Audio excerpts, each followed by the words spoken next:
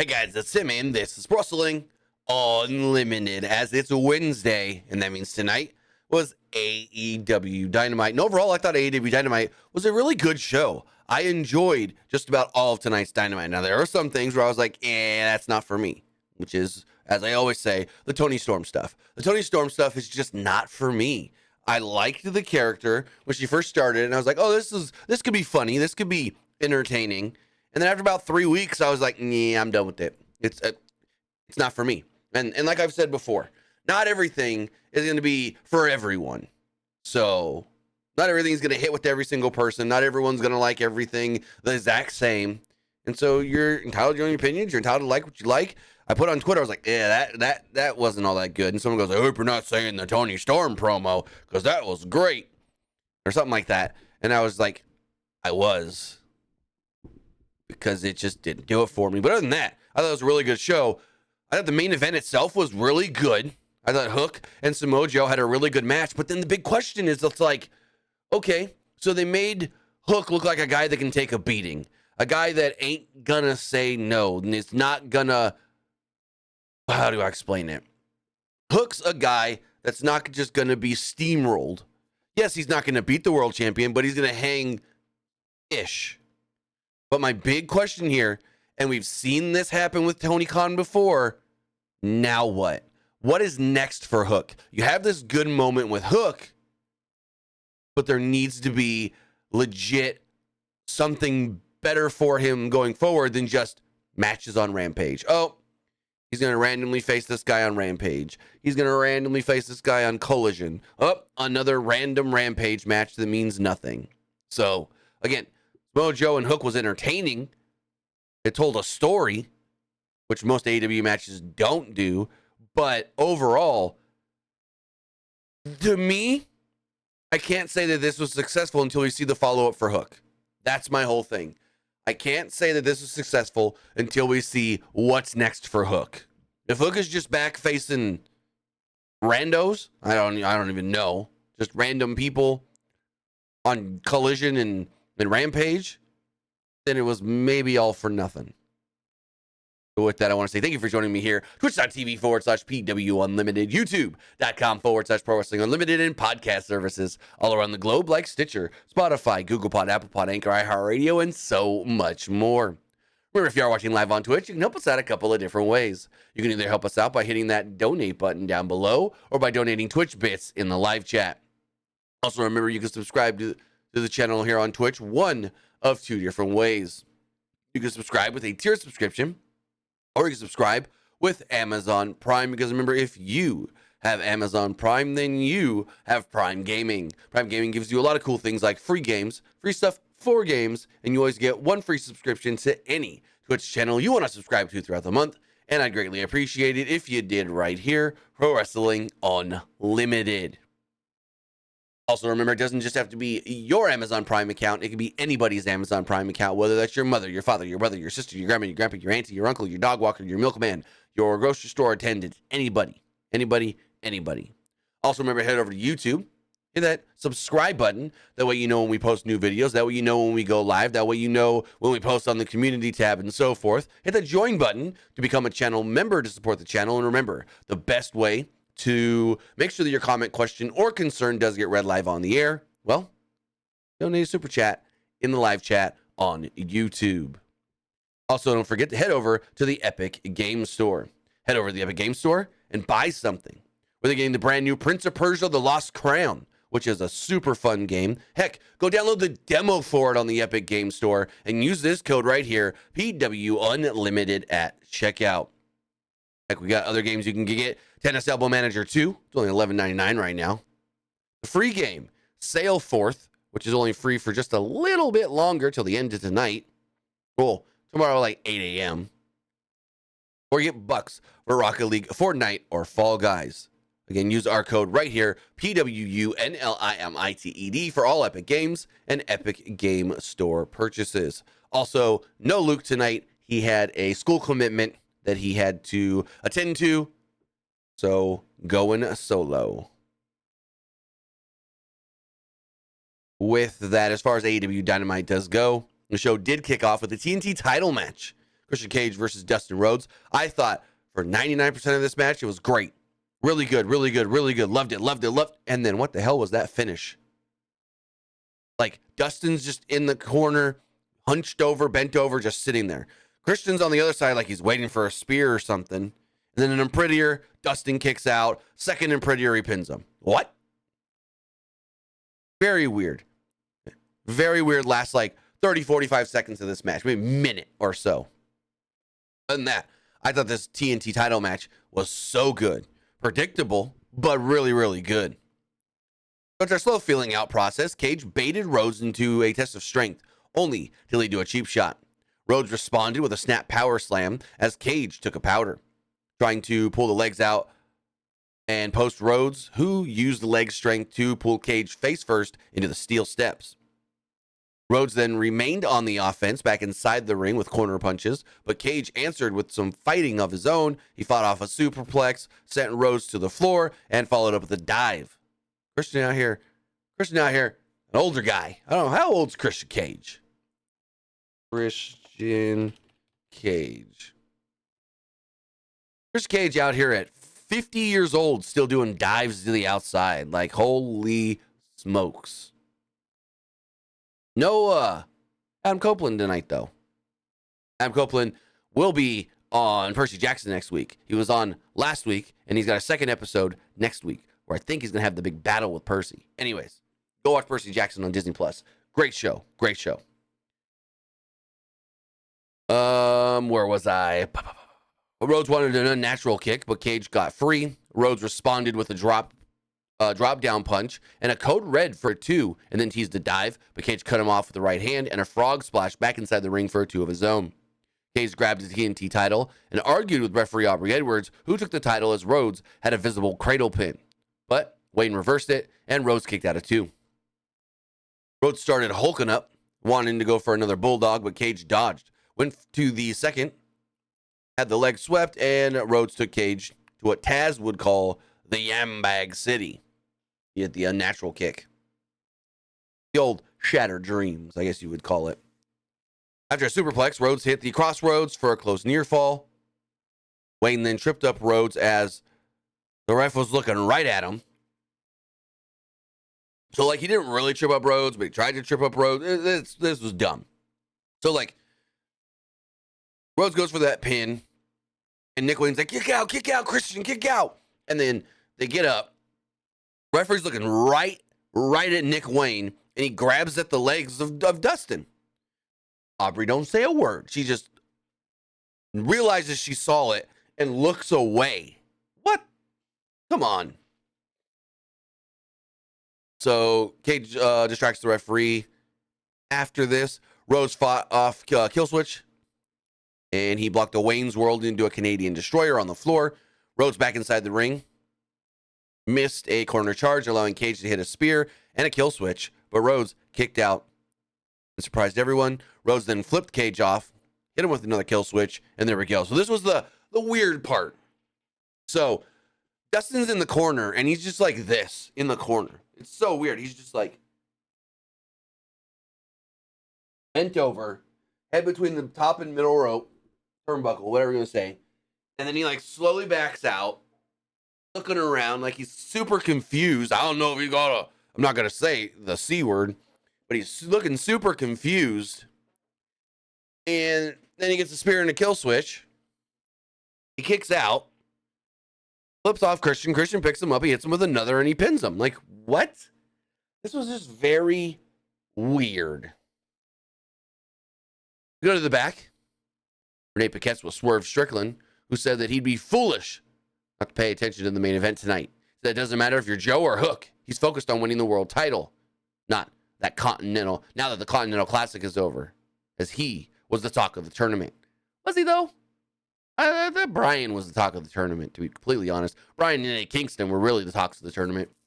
Paquette brings up Hangman Adam Page, and Strickland said that he has eyes everywhere. Page is an impeccable performer, beating Roderick Strong, Claudio Castagnoli, and JD Drake. He then would basically call himself stronger than God with the line, quote, If God opened up the clouds above us, came down from the heavens, and everyone on earth challenged him, I think Hangman Page would have a chance. But he still can't beat me. Or he still couldn't beat me. Like, damn. You say you're stronger than God. The Hangman might be able to beat God, but he can't beat me. I was like, Jesus Christ. They ended with whose house? Swerve's house. Also, they got to turn off the crowd noise. If there's other things going on in the arena when they cut to the back, you need to turn off the crowd noise. Because apparently Dustin took his time to get out of the ring and walk to the back, and the crowd cheered for him a couple of different times. And we heard it on the broadcast while Swerve was doing his interview. And so it was just very odd. And it did it again later during, I want to say it was the Jericho interview as well, where it's like the crowd's reacting to something that's not the interview. Actually, it's here right next up after the break. Renee Paquette's backstage with Chris Jericho, asking where he and she said basically you had the tag titles taken from you. You had it all but one. What's next for you and Sammy after losing the street fight? Jericho said that they lost only because of Konosuke Takeshita and Powerhouse Hobbs getting involved. Jericho said his win over Takeshita a month ago in Japan doesn't mean as much as it used to. Now he will seek to destroy Takeshita.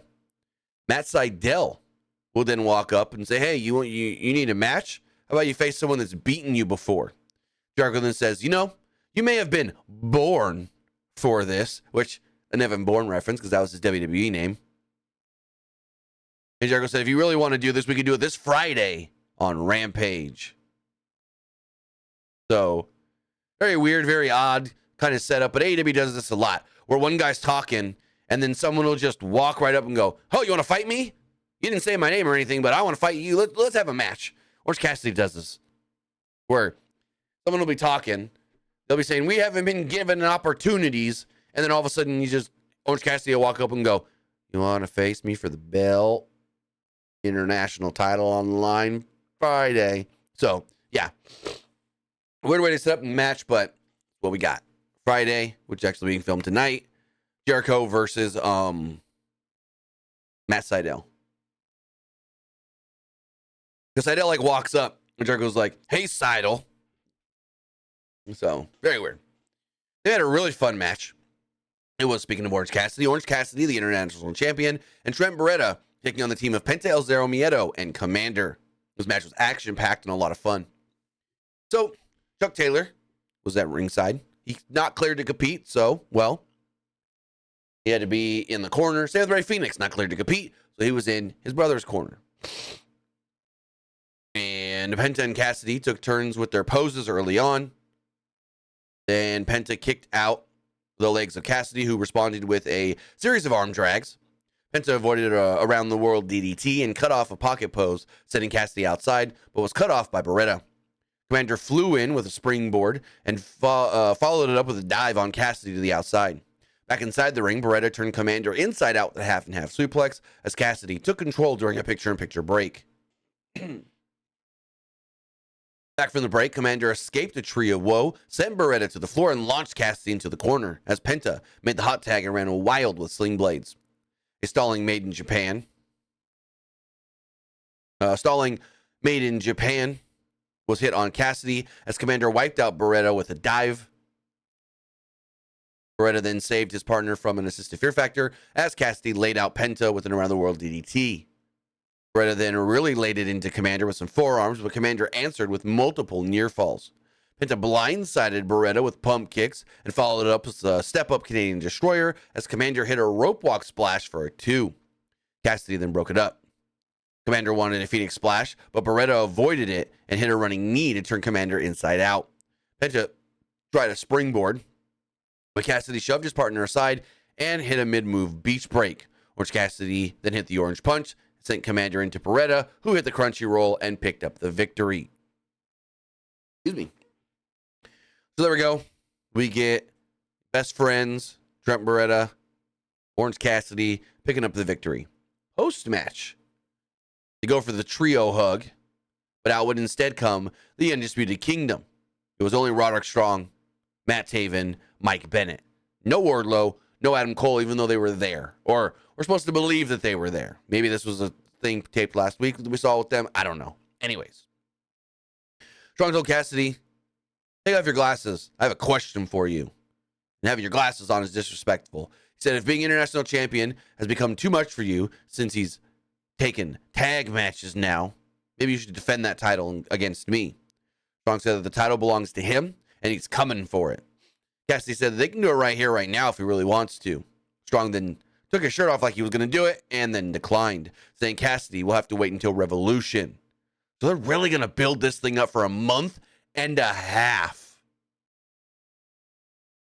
A month and a half. Like, god damn. Strong says he wants Cassidy to wait for the next 6 or so weeks to accept the realization that it's going to be Strong's belt on March 3rd. I just think that's a little too long to build this up. I get it if it's like, oh, you won the Royal Rumble, so you got to wait till Mania to get your title shot. Okay, whatever. But to be like, I want to fight you for the belt, and then be like, but I don't want to fight you for 6 weeks. What the shit? So what? Orange can't defend the title for the next 6 weeks? What if he defends it and loses? Then what? He's not going to, storyline-wise, but just saying. Just saying. Jordan Piquette's backstage with Hangman Adam Page. He said that you won't find another soul on this planet who needs the AEW World Title as much as he does. He said in 2022, he will make the title his and keep it away and keep it that way as long as he can. Piquette brought up Swerve Strickland, saying how Page can't beat him. Page says he doesn't think about Strickland at all. He said he's not the world champion. Samoa Joe is. And God be with Hook if he's the champ by the end of the night. I really think they're going to lead to a triple threat with Joe, Swerve, and Hangman. It's what it sounds like. Like this is going to end up a triple threat. And if that's the case, I don't like it. If Swerve is the one going for the belt, why is Hangman also going for the belt when Swerve has already beat him twice? Yeah, Hangman's beat a couple people, JD Drake and a few others, but it's like, if Swerve is the one going for the title, then why is also Hangman when we know Swerve is quote-unquote better than Hangman? Swerve's beat him twice. Now, this was like Moxley and Swerve both wanting to go for the belt. That's a different story. Swerve hadn't beaten Moxley multiple times, so you set that up. Whatever. Triple threat. Because if they end up saying, we're going to do a number one contenders match, Swerve and Hangman, I'm going to go, no, please don't. Because Swerve has already beat Hangman twice. What does he need to prove anymore against Hangman? He doesn't. If it was 1-1, completely different story. But it's not. It's 2-0. And Swerve told him that later tonight when he went 2-2. So, yeah. Then a tremendous segment. Justin Roberts introduces Mark Briscoe and the Briscoe family. Some of the family were sitting at ringside. Some of the family were backstage. Briscoe comes out and says, 1 year ago today, we lost my brother. He said that he's out here today representing the baddest tag team on the planet, them boys, the Briscoe brothers. And I will say, Briscoe's never got to be in AEW. They never made it to WWE. But at least in the last 23 years, they were one of the top, I want to say, 5 best tag teams there is. Like when you look at the greatest tag teams of this generation, you've got the Usos, you got the Young Bucks, you got the New Day, FTR, and the Briscoes in no specific order. And that's just my opinion. And other people can think differently and be like, I don't throw a New Day on there. Usos, what? Young Bucks, FTR. You can think it however you want. But in my opinion, for this generation, from 2000 to 2024, the 5 best tag teams there have been, and again, no specific order, the Usos, the Young Bucks, FTR, New Day, the Briscoes. And I can see people, well, what about SoCal Uncensored? What about, a litany of other teams? But when you think about it, Those are the first teams that pop in my head because they're, in my opinion, the best teams. I mean, you can always be like, oh, the OC were great. War Machine, now Viking Raiders, they were a great tag team. But in all retrospect, in my opinion, those are the 5 best tag teams of this generation. I feel like when you talk about this generation that kicked off after the Attitude Era, 2000 to 2000, like, I feel like the new generation, if we're saying like this generation or the new generation, kind of kicked off when TNA started. WWE bought WCW in 2001. TNA then came in 2002, and right around there, ROH was formed then. That's when this generation of wrestlers started, in my opinion. And it's slowly starting to fizzle out. John Cena's not around as much. Brock Lesnar's not around as much. The Undertaker's retired, even though he was mostly the other generation. So it's just like, yeah, this generation's best tag teams. Usos, New Day, FTR, Bucks, Briscoes. 5 best teams of the generation. Anyways, Mark talks about the tragedy 1 year ago, losing his brother, and how his niece was told, and how his nieces were also in that car, with one being told by doctors she would never walk again. Just then, Jay's 3 kids came out on stage, and Mark said, God is on the throne, as they won't stop, because they can't stop. And the girl, the young daughter of Jay Briscoe, Jammin', that was told that she would never walk again, was walking all by herself, no problem. Mark thanks everyone from the bottom of their hearts and hugs the kids. Absolutely incredible moment. After that, they replayed the Jay Briscoe tribute video that aired a year ago. So yeah, great moment. Super cool to see all the family there, whether that was the 3 kids that came out on the stage with Mark or the rest of the family that were sitting front row. All of it fantastic.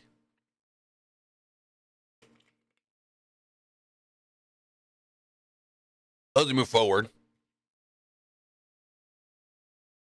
we got just a ridiculously stupid ass segment with Nicholas and Matthew Jackson, the EVPs of All Elite Wrestling. Renee Paquette's sitting in the back with the Young Bucks and their new Vince McMahon mustaches. She said, you guys requested this time. And she goes, Matt, Nick? And he goes, no. Call us by our God-given names, Nicholas and Matthew. We're executive vice presidents in this company, and we need to take this job, and we need to be taken more serious. Paquette brought up people saying that they threw temper tantrums and had meltdowns. Matthew then cuts her off and said, those rumors are fake, but let's pretend they're true for a second. What would you do to make sure that everything that you had wasn't lost? What would you be willing to do to maintain a thriving wrestling company that you started called AEW? What would you do if it meant losing? Could it mean losing friendships and ruining reputations? Matthew said, hell yeah. He'd do it all over again. And asked Paquette if she got her paycheck this week. And then it was like, yeah, you're welcome. It was very weird. He then said that when they started AEW, the mantra was change the world. And we're doing just that. Well, until they lost their way. And the culture changed, and the toxicity seeped in. I bet you that was a Punk reference. Matthew said that it was due to Matthew said it was due to lean into self-serving, superficial superstars. It says Sting is anything but that. As he's hopeful people talk about themselves the same way people talk about Sting years from now. He said, though, Sting is the last of a dying breed and is not what we wanted for AEW. In order to change the world, they need to say goodbye to Sting and anyone that is like him. But get this, so is this your official call out? Are you the ones that want to face Sting in his last match? Nicholas looks at his phone and goes, we're EVPs. We can make this happen. We pull some strings. And they walked off. Also, forgot to mention, Matthew also said the line of, I would never ask anybody in my company to do anything that I wouldn't do first. These MFers think they're Vince frickin' McMahon. This is the dumbest shit. It's almost as bad as the Tony Storm gimmick. Like, what kind of stupid ass bullshit? Dumb. Like the whole Carlos, Nicholas, and Matthew, whatever. But they're literally out here pretending to be Vince. They think they're Vince. What the hell? It makes no sense. I don't understand it at all.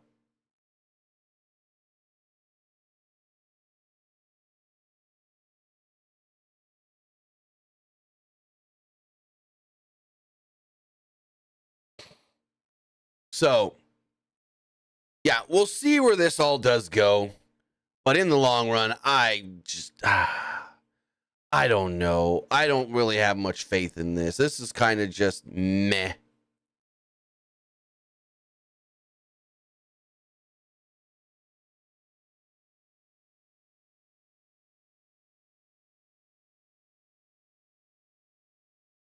So, as we move forward,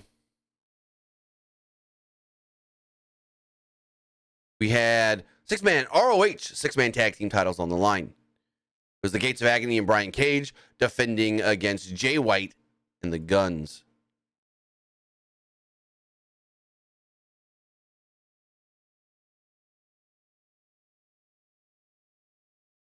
So, I do apologize if the stream is freezing. I'm having more internet connection issues.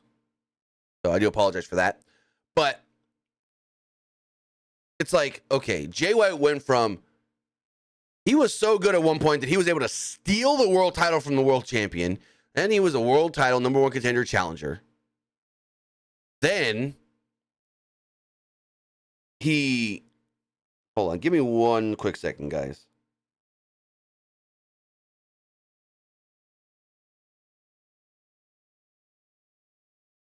All right, we're going to just try and power through this. I do apologize. I do have this also recording, so we will pull the VOD down from the live stream and then put up the fresh, clean video if you guys want to go back, come back, whatever, later on YouTube. Anyways, so Jay White goes from, I'm so good I can steal the title from the world champion. I'm going to challenge the world champion. Okay, I didn't win that match, whatever. I'm going to go win the Continental Classic. He goes in there, almost makes it to the finals. And now what? He's fighting for the ROH six-man tag team championships. You've got to be freaking kidding me. These titles mean nothing. And honestly, part of this match kind of felt like it had time cut from it. It just felt weird. It just didn't feel all there. Like, it just felt like at one point they just went to the finish. So, as far as the match itself does go, Bullet Club Gold, we got new entrance music as Leona and Jay White start off the match. White's speed was able to hit a run. White was able to use his speed and hit some chops early. That only lasted briefly as Leona flattened White and brought him to the corner with some knees. That lasted briefly.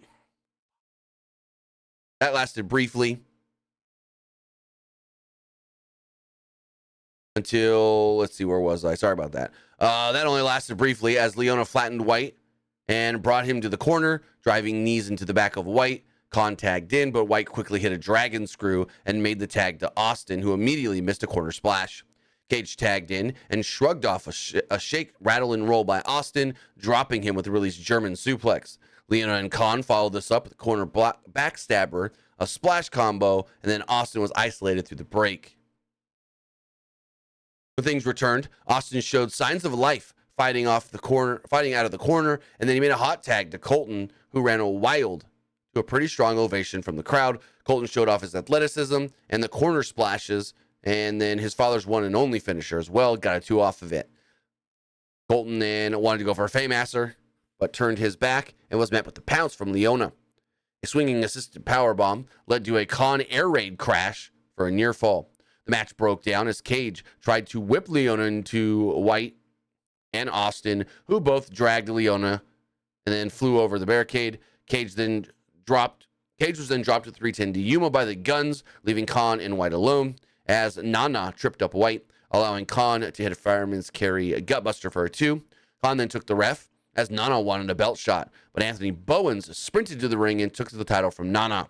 White then fought out of a schoolboy, laid out Khan with a Blade Runner, and won the match and the tag title. So it's like, okay, we still want to make this super group. The Acclaimed, Bang Bang, whatever you want to call it. And I'm like, I don't want this, but if it's going to merge the AEW trios and the ROH 6-man tag titles, then that would be the only reason I would do it. And you don't need one group with 2 sets of 6-man tag titles, 2 sets of trios titles. That's just the dumbest fucking shit. And so after the match, Anthony Bowens does like this. He does like the guns up thing, and he transitioned it down into a scissor. Not for me. Like, if it's going to eliminate some of these redundant titles, then that would be cool, but other than that, no. Then we see Adam Cole and Wardlow backstage. So they're back in the back.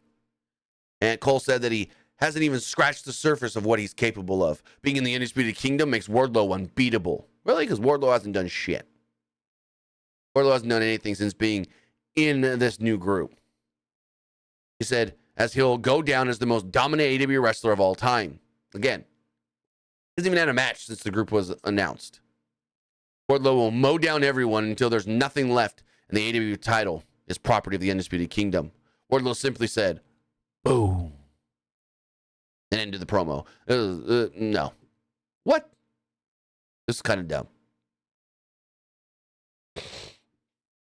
So then, we get Deonna Purrazzo versus Anna Jay. And unfortunately, most of this match took place during the break. A lot of the match took place during the break, as really the match itself didn't matter. It was all the post-match, setting up Deonna and Tony, and even that was kind of just there. So there was a series of trading pins early on. Purrazzo zoned in and tapped up the right shoulder of Jay, trapped up the right shoulder of Jay. After dodging a corner charge, Jay hit a neck breaker through the ropes on the apron before going into a picture-in-picture. Purrazzo mounted a comeback with a nasty knee lift and a leg sweep combo, which followed up with a pump kick for a 2. Jay responded with a backstabber for a 2 of her own, but Purrazzo sank in a Fujiwara armbar. Jay then got to the ropes to make the break.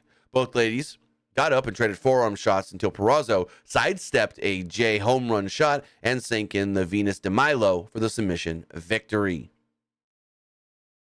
In post-match, Renee Paquette gets in the ring. She interviews Deonna Purrazzo. Deonna says that she doesn't know what's gotten into Toni Storm, as they used to be sisters. And I'm like, they did? They were? Okay, that's new news to me. He said, it's clear Storm has changed, but so has Deonna. She's now the greatest technical wrestler in the world. And I go, well, you think you're Bryan Danielson? You think you're Zack Sabre Jr.? He said, she is the virtuosa. She said, you may have known Toni Storm or Deonna Purrazzo, but you've never known the virtuosa. Storm was insulted and then got on Luther's shoulders while calling Purrazzo an artificial tan hag. I was like, what the hell's that mean? Storm would go on and sock her in the face, but instead threw it to commercial, and Mariah May threw a shoe at Purrazzo, something Storm warned her to watch out for. Purrazzo then tried to throw the shoe back. Storm, still on Luther's shoulders, retreated. This is all just stupid. This is all dumb. Moving forward, we had Private Party in their first tag match back in 13 months. Now, Isaiah Cassidy had still been working, but Mark Quinn was injured in November of 2022. They did take on Top Flight tonight. And I want to say this is the first time that these two teams ever faced off, like as actual Private Party versus Top Flight, with both teams being healthy. So, Dante and Cassidy created some groundwork to start things off, but quickly turned on the boosters for a fast sequence, leading to a double kip up into a face-off. After a quick handshake, Quinn made the tag and saw his first action in 13 months as Dante tagged in as well.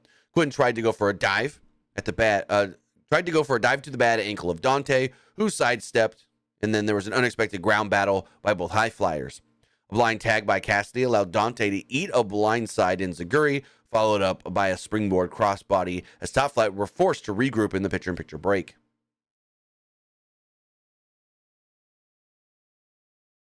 During the commercial break, Darius hit a nice tornado reverse DDT combo on both Quinn and Cassidy, as Cassidy was able to fight off both Martin brothers before making the hot tag to Quinn. There's a series of 4 dives by Quinn that flattened Darius and Dante on opposing sides of the floor. Back in the ring, Quinn hit a 450 splash and got a 2 off of it. Dante answered with a ripcord jumping knee and a thrust kick by Dante and set up for a flatliner by Darius, but he only got a 2 off of it. Cassidy then tried to save his partner, but Darius hit a gnarly guillotine Pele kick. Quinn then countered a pop-up into a drop kick, but turned it into a pop-up knee lift from Dante. Cassidy re-entered and laid out Dante with a corkscrew kick and a follow-up gin and juice. Darius, the legal man, jumped in and was immediately rolled up by Quinn, who held the ropes to get the pin victory. So, by party of their heels. So they're going to use the ropes, they're going to get the pin, they're going to get the win. There we go. Post-match, Action Andretti runs down. Top Flight are mad about what had just happened. And then Private Party celebrate their win. They go away to the back celebrating. Yeah, they won. Maybe they used a little bit of nefarious, ways to do so, but they won. Ref didn't see it. There you go.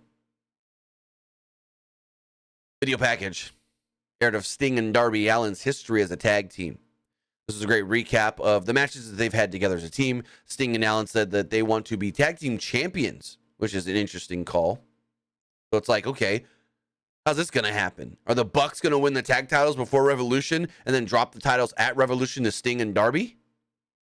I don't think the titles need to be in that match, but okay. It's an interesting development. Caliber questions, who will be Sting's last opponents at Revolution then? Will it be the Young Bucks? Or could it be Ricky Starks and Big Bill, the tag team champions? Then we got Hook challenging Samoa Joe in a commercial-free main event for the AEW World Championship. So Hook rushed Joe at the bell with corner strikes, but Joe just ragdolled Hook to the floor, meeting him with chops. Hook was set into the barricade and put on the brakes and leapt off with a forearm. Back inside, Joe immediately shut Hook down with a running back elbow and lit Hook up with body shots. There was a corner charge and an enziguri that led to trash talking from Joe, who followed this up with a signature chop to the back, a punt kick, and an elbow for a 2. Joe Size stopped Hook from getting a T-bone suplex, and then Hook picked the leg, took Joe to the floor, and then hit a Superman punch off the apron, which connected. Hook wanted to go for a T-bone to Joe on the announce table, but Joe said no, and hit Hook, oh my God, with just the gnarliest, violent-looking uranagi on the announce table. I thought Hook broke his freaking upper back here. Hook's head and back smash on the table, and I'm just like, oh my, he killed Hook. I guess looked bad. Bad in a good way. Like, it looked terrible for Hook to take. They then push Joe off as they're checking on Joe. Joe then finally comes back. Or they push Joe off as they're checking on Hook. Joe finally comes back and Hook flips him off, so he grabs him and just hits him with a tough-looking apron bomb. Just a power bomb on the apron. Referees and doctors are checking on Hook as Joe gets back in the ring. Eventually, the referee starts counting. He's counting 8. He's counting 9. Referee... then the doctor is like, I don't think you should keep going, but I'm going to clear you. You're good. And Hook slides in the ring at the last second. Hook then rolls right into a Joe snap power slam and a Death Valley driver, both of which get 2 counts. Joe hit a muscle buster, but Hook kicked out at 1, and the crowd went wild, as did 2. Hook then ran with a series of clotheslines before dishing out some body shots in the corner and a massive T-bone suplex to the champ. Hook wanted the red rum, but Joe blocked it and countered in a coquina clutch, sinking it in deeply. Hook slowly faded, and the arm dropped three times, giving Joe the victory. So Joe stands tall with the belt over Hook and then gets out of the ring. Hook then gets up and is like, I'm not dead. I'm Jeff Hardy and you're the Undertaker on Raw. I'm not dead yet. And so Joe gets back in the ring, hits him with another muscle buster. Joe again went to leave. And Hook again starts to slowly get to his feet. I'm not dead yet. So Joe returns again.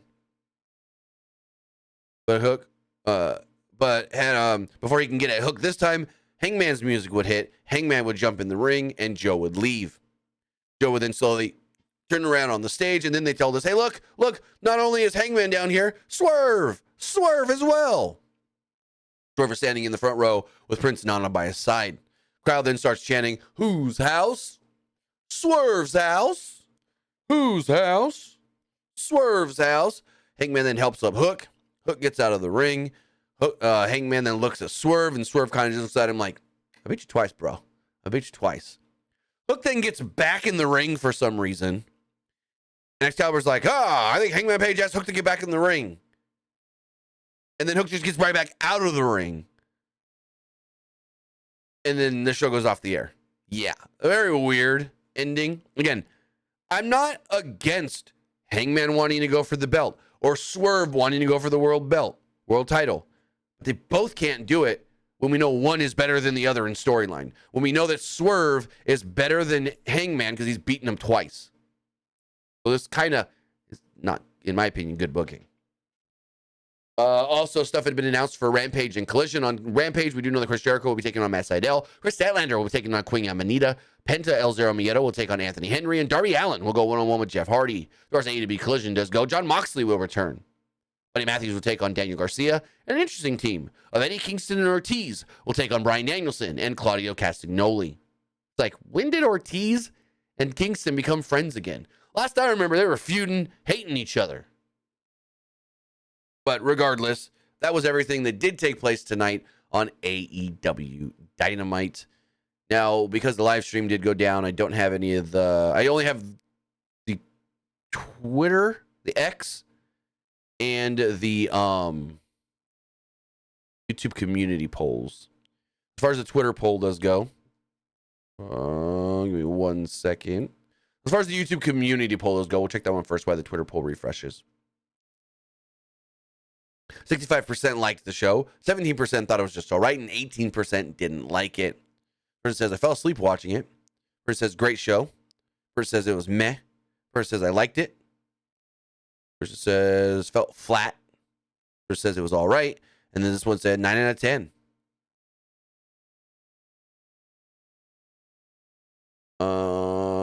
As we look at the X poll, 45% liked the show, 29% didn't like the show, and 25% thought it was just all right.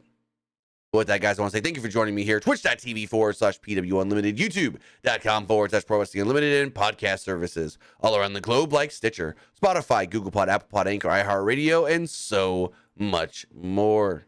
With that, guys, have a great rest of your Wednesday. Have a great rest of your night, week, whatever, and we'll see you next time.